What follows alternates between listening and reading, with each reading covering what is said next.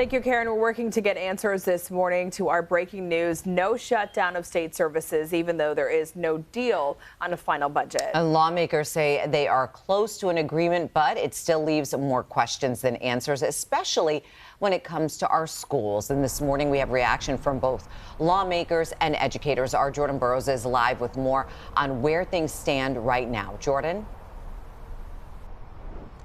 That's the key, saying that state leaders, these politicians, these legislators are close in the budget, because typically if they were not close or if they did not reach a deal, the government would shut down. However, we know that Governor Whitmer signed a continuation budget, meaning that the government will stay open, meaning that funding would be available for things like roads and schools and also things like Medicaid. She released a statement essentially touting what has been going on at the state capitol the last couple of weeks. She said, quote, "State government will continue and work will go on in the legislature to finalize a balanced bipartisan state budget this week.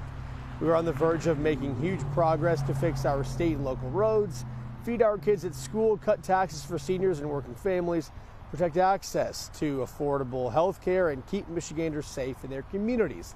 On the flip side, we also heard from Matt Hall, who is the GOP leader. He also chimed in saying, quote, "House Republicans have been fighting from day one to restore school safety and mental health, eliminate ghost employees, and bring the Hall ethics, accountability, and transparency plan permanently to Lansing.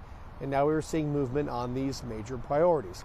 So, all in all, officials say that the budget will ensure top priorities for both Democrats and Republicans, and that would be included in this bipartisan budget. This includes funding for Medicaid, offering free meals to kids in schools. We also spoke to the head of the Michigan PTA. Here's her reaction to where the budget stands. Schools are running without an idea of how much money they'll have to spend this year. Schools will have to start cutting, getting loans, things like that to be able to make payroll to continue the school year. Her reaction, not the only one we heard like that. We also know that the budget is close to being finalized. Allegedly, it's supposed to be done sometime this week or next week. Meredith, Sandra?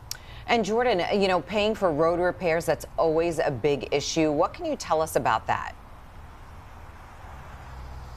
Not a whole lot, other than the legislators are saying that they want to make sure that they pass this budget to make sure that they do have the funding for road projects like you see behind me here on I-696 along Coolidge.